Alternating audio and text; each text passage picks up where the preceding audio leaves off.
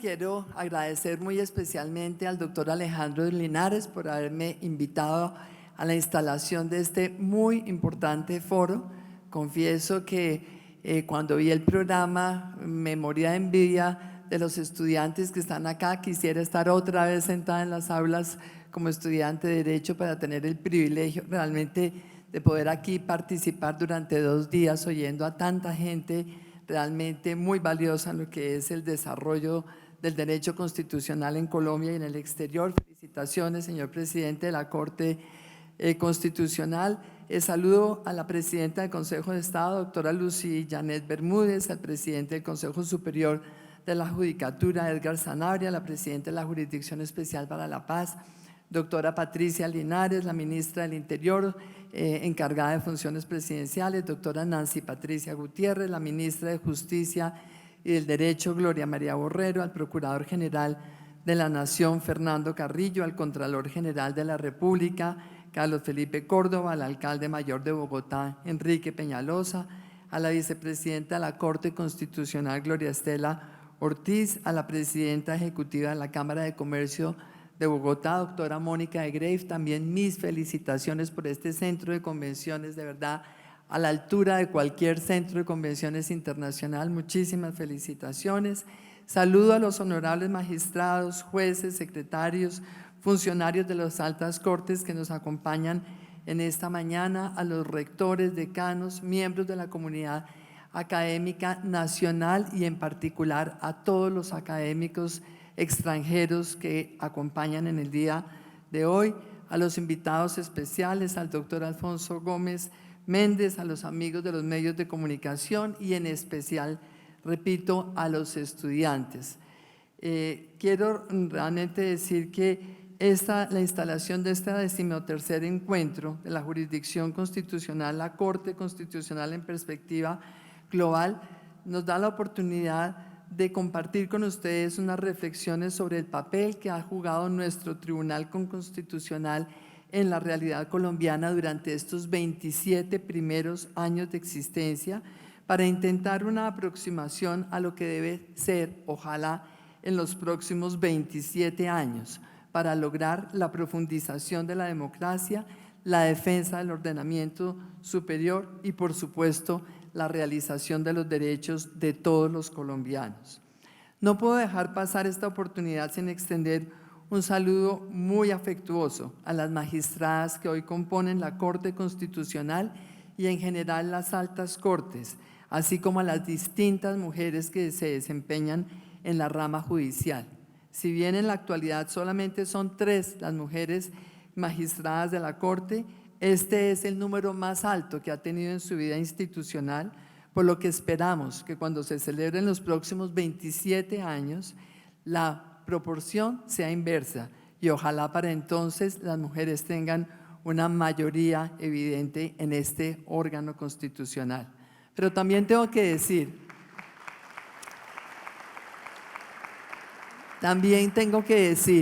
que me llena de ilusión ver esta mesa. No sé si es porque no vino el fiscal, pero qué bueno esta mayoría de mujeres en esta mesa, porque estoy segura que al derecho, al manejo del Estado y por supuesto a la justicia le hace falta mucho más la visión de las mujeres. Y por eso me ilusiona tanto ver acá tantas mujeres estudiantes, porque aquí realmente tenemos que impulsarnos entre todas, entender que tenemos capacidades y que la sociedad colombiana cada vez más se va a ir beneficiando de nuestras capacidades en el manejo del Estado, en el manejo de la economía, en los distintos ámbitos de la sociedad colombiana.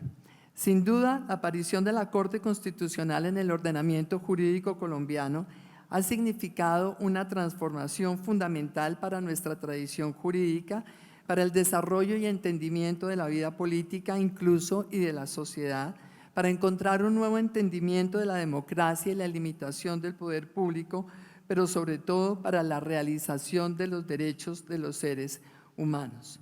Durante el siglo XIX y buena parte del siglo XX, Colombia se sirvió de las instituciones propias del Estado liberal y de derecho, lo cual le permitió sentar las bases de buena parte de las instituciones que hoy conocemos y la construcción de la sociedad que hoy tenemos. En ese sistema, el Estado tenía una gran preponderancia en relación con el ciudadano, de tal forma que la ley tenía un papel protagónico en el ordenamiento y en el ejercicio de las libertades individuales.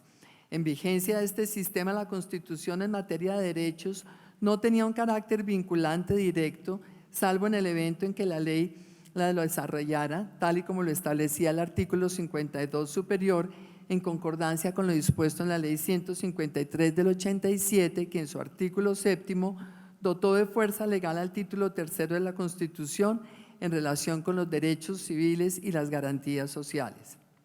Sin embargo, bajo el imperio del Estado de Derecho al que se ha hecho referencia, Colombia vivió sujeta al estado de sitio previsto en el artículo 121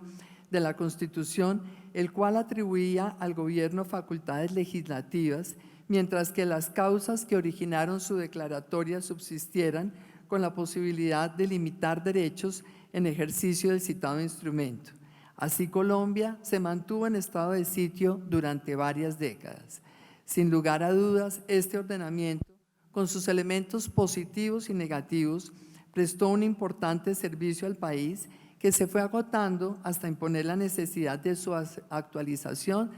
teniendo en cuenta la realidad de la segunda mitad del siglo XX. Con la expedición de la Constitución del 91, el entendimiento de la posición del ser humano frente al Estado, de sus derechos y de la Constitución misma fue mutando en concordancia con lo que venía ocurriendo en el mundo, pues como bien decía el presidente de la Corte Constitucional, el derecho se alimenta y se retroalimenta con lo que sucede en otras regiones del mundo y por supuesto con las constituciones expedidas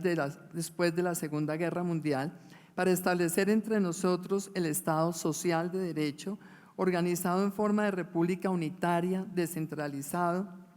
con autonomía de las entidades territoriales, democrático, participativo, pluralista y fundado en el respeto de la dignidad humana, entre otros elementos.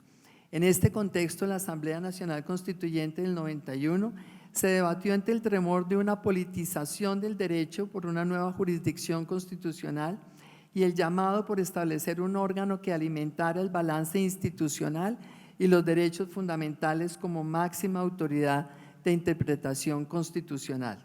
En esta definición del artículo primero de la Constitución se advierten una serie de características y conceptos de relevancia trascendental para el nuevo modelo de Estado y para el ordenamiento jurídico que ha tenido hondas repercusiones en el alcance de los derechos de las personas, en el papel de las autoridades públicas para su garantía y protección,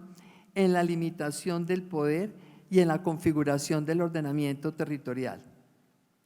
Respecto del Estado Social de Derecho consagrado por el Constituyente de 1991, la jurisprudencia constitucional ha indicado que el término social tiene unas implicaciones profundas desde el punto de vista de la concepción del modelo institucional, de tal forma que se debe entender desde una perspectiva cualitativa en cuanto al esquema del estado de bienestar, pero también desde un punto de vista cuantitativo, desde el punto de vista del Estado constitucional democrático, siendo cuidadosa para asegurar que, en el ámbito de los derechos sociales, se tengan en cuenta las implicaciones de sus decisiones en el presupuesto público y atendiendo el desafío de repartir recursos limitados para necesidades tan sentidas como lo expresaba ahora el alcalde Enrique Peñalosa y sobre lo cual quiero volver más adelante.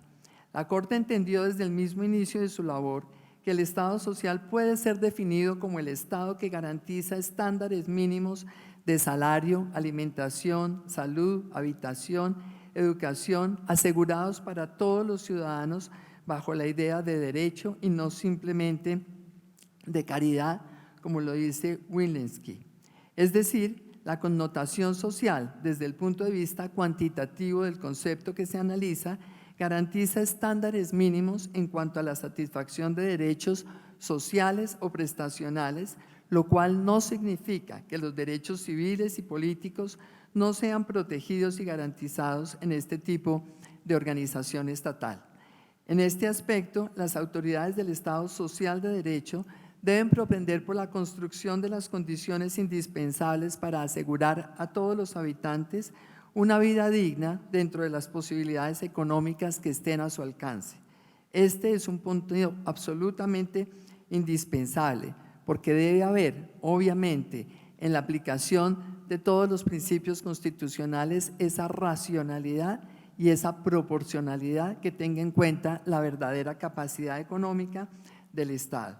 Se debe resaltar incluso que desde los primeros pronunciamientos de la jurisprudencia de la Corte Constitucional se reconoce la importancia de la satisfacción de derechos de contenido prestacional sin dejar de lado la necesidad de recursos económicos necesarios para su garantía. En esto hay varias sentencias, Eduardo Cifuentes, entre otros. Sabemos que en el 92 produjo una sentencia muy importante, la T-426, al respecto. Desde el punto de vista cualitativo, la jurisprudencia indica que el Estado constitucional democrático ha sido la respuesta jurídico-política derivada de la actividad intervencionista del Estado. Dicha respuesta se manifiesta institucionalmente a través de la creación de mecanismos de democracia participativa,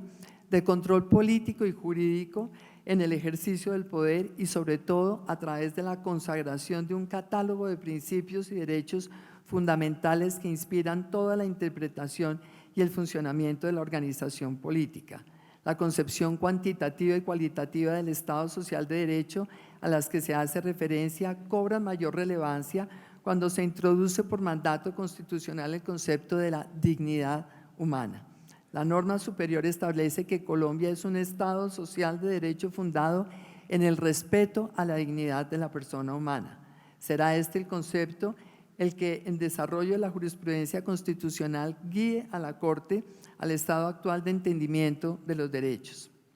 Respecto a la dignidad de la persona humana, la jurisprudencia ha indicado que el sujeto, razón y fin de la Constitución del 91 es la persona humana. No es pues el individuo en abstracto, aisladamente considerado, sino precisamente el ser humano en su dimensión social, visto en la tensión individuo-comunidad, la razón última de la Carta Política.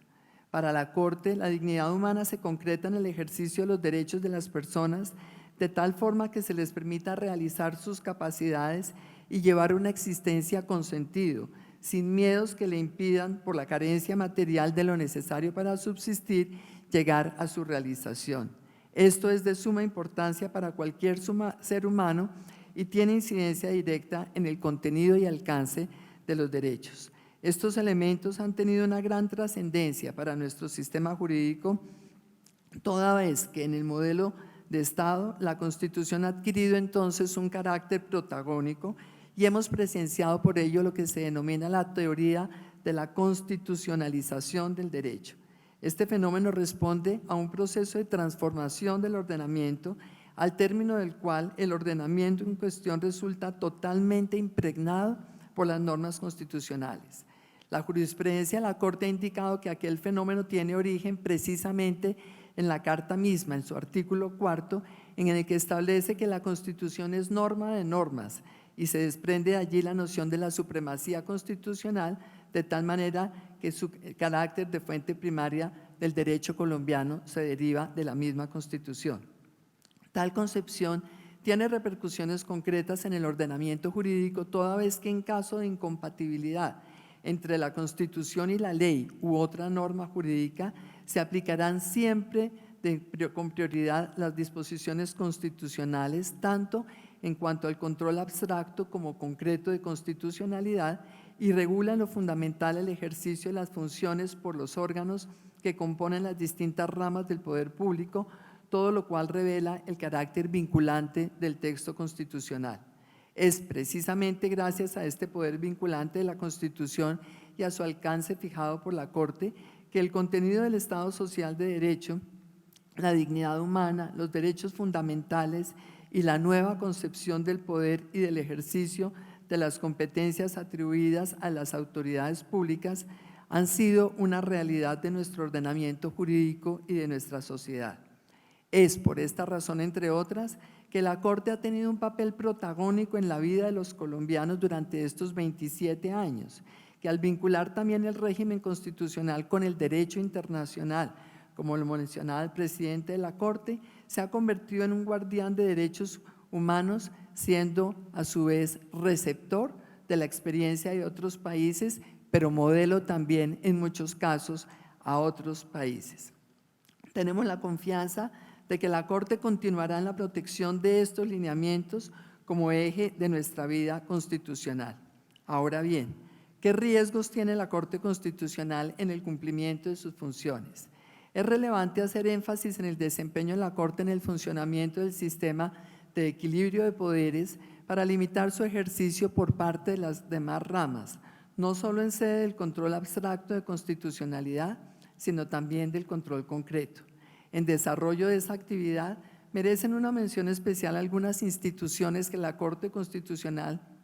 ha construido durante estos años a partir de diversas teorías que por muchas razones le han valido el reconocimiento internacional, como son, en primer lugar, el valor de la jurisprudencia como fuente de derecho; en segundo lugar, el estado de cosas inconstitucional; en tercer lugar, la teoría de la sustitución de la Constitución en el control de las reformas de la Carta, para citar solo algunas, y a todas ellas se referirán durante estos 2 días los distinguidos panelistas.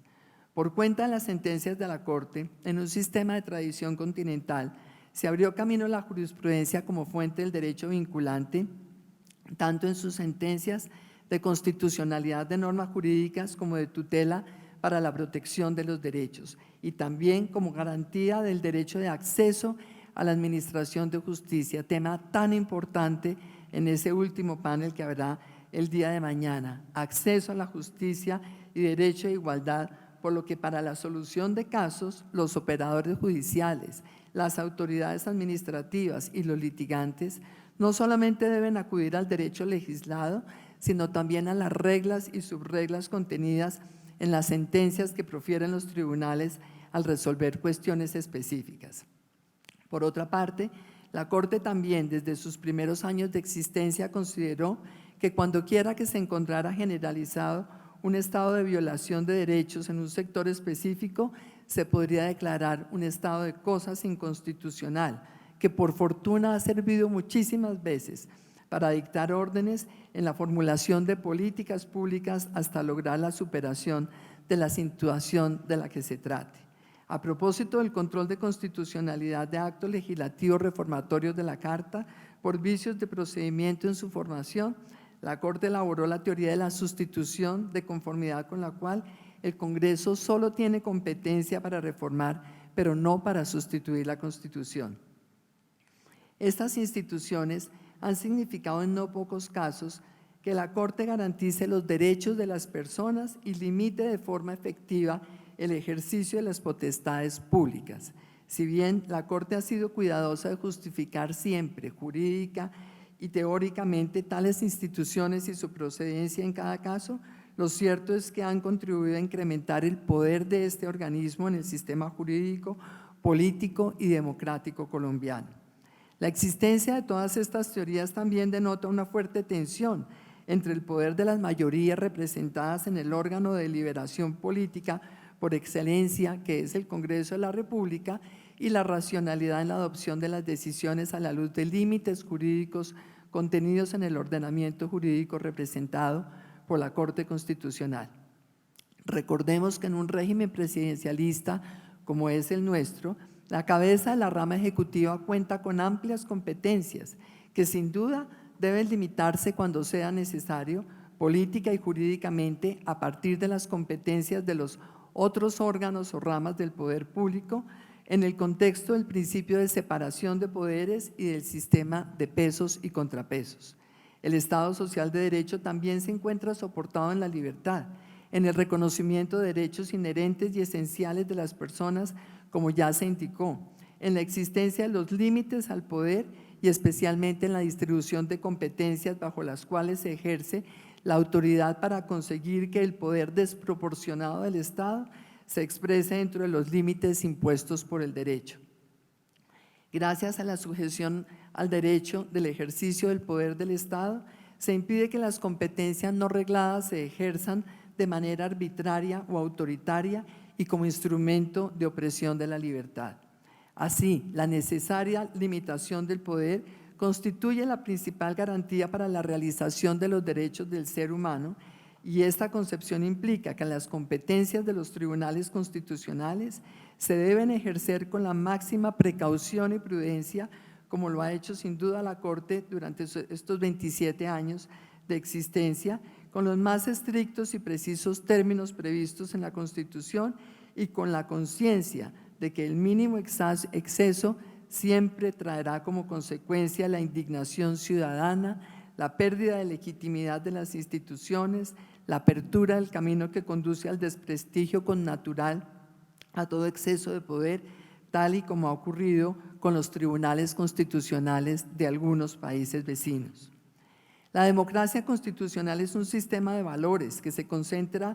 concreta en una regla que facilita que las mayorías adopten decisiones respetando y protegiendo eficazmente a las minorías bajo el principio del pluralismo y la dignidad, garantizando la alternancia del poder bajo el mayor escenario de libertad posible para los ciudadanos y el mayor debate político. La eficacia de la Constitución, sin embargo, se logra también con la eficacia del sistema jurídico a través de un sistema y de un orden jurídico estable, coherente, claro y preciso, que excluya la duda frente a las reglas. Se ejerce a través de evitar la incertidumbre frente al derecho aplicable o frente a la interpretación que los tribunales hacen del ordenamiento jurídico. Por tanto, es a través del ejercicio riguroso de las competencias para la producción y aplicación del derecho con un orden jurídico armónico como se pueden evitar confusiones, asimetrías y hasta arbitrariedades en su ejercicio. Aquí adquieren preponderancia dos conjuntos de normas esenciales de las cuales depende cualquier sistema jurídico, como son las cláusulas de reforma constitucional y el sistema de fuentes formales del derecho. En relación con las cláusulas de reforma constitucional en los últimos años, el constitucionalismo colombiano ha intensificado aquellas reflexiones encaminadas a evitar que la teoría de la sustitución desdibuje la función constituyente que la Carta Política atribuye al pueblo de Colombia a través del Congreso de la República o directamente cuando ejerce como constituyente primario. Un juez constitucional que protege los derechos debe ser siempre especialmente cuidadoso de garantizar que las competencias de los órganos del Estado se ejerzan de manera clara y precisa, evitando confusiones en el ejercicio de las funciones constituyente, legislativa, ejecutiva y judicial, con la absoluta conciencia de los peligros que para la libertad de los ciudadanos representa la excesiva concentración del poder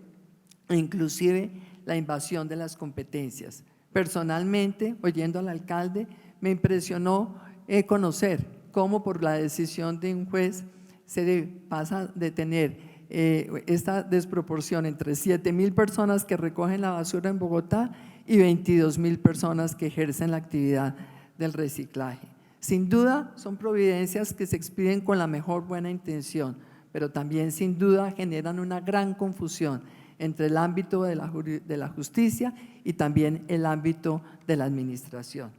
La incorporación de la jurisprudencia como fuente de derecho principal, así como múltiples teorías de interpretación constitucional y de aplicación del precedente, no escapan a la confusión. No obstante, los importantes esfuerzos que la misma jurisprudencia ha realizado con el fin de precisar reglas y criterios relacionados con el precedente,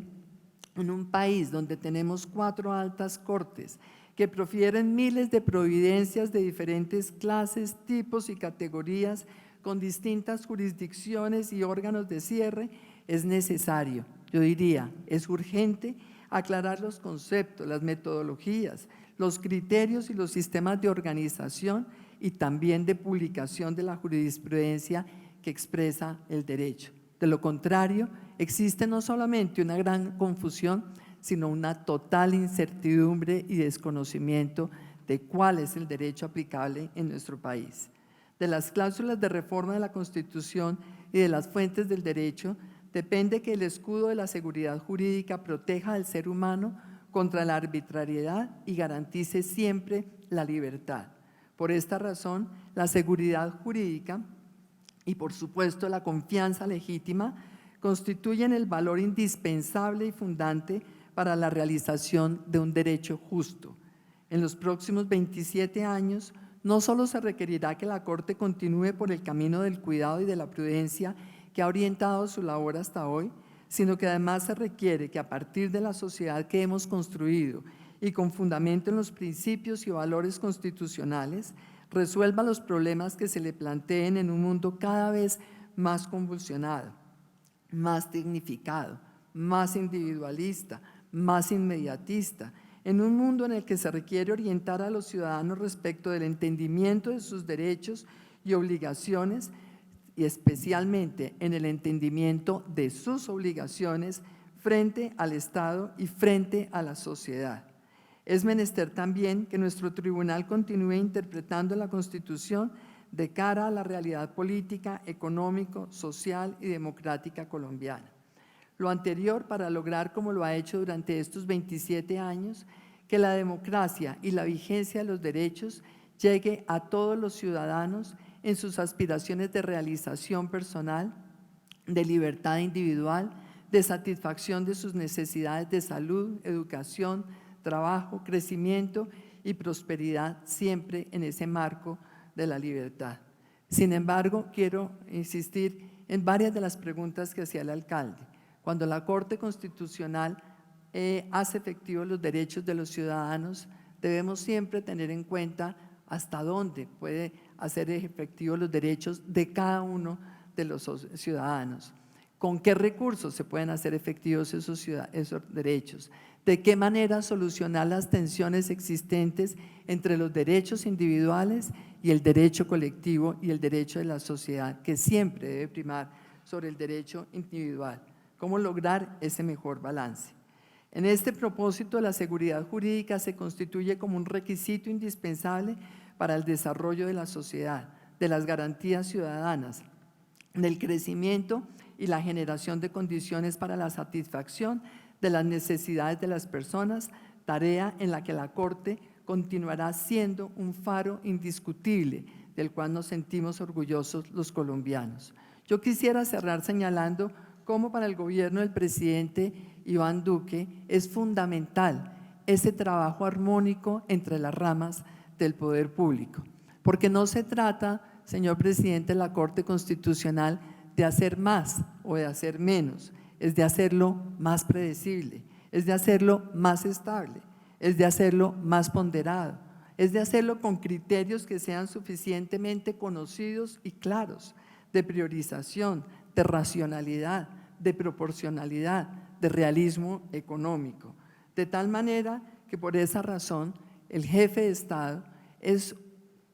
está totalmente convencido que es precisamente en foros como estos en los cuales tenemos que enriquecer la visión de cada una de las ramas del poder público con la academia, con el debate sereno, porque en el manejo del Estado y en el ejercicio de la función pública no caben individualismos, no deben caber individualismos. Aquí no podemos estar pensando en protagonismos personales. Aquí tenemos la obligación de construir las instituciones que en el corto, mediano y largo plazo le den confianza a los ciudadanos de Colombia, le den confianza a los inversionistas colombianos y a los miles de inversionistas que queremos que lleguen a nuestro país. Porque en esos tres ejes del gobierno de Iván Duque, en el eje de la legalidad, en el eje del emprendimiento y el desarrollo económico para generar empleos y mejores condiciones de vida de los colombianos a través de la riqueza, el tercer eje, el del acceso igual de los colombianos a los derechos, es un eje en donde sin duda tenemos que trabajar siempre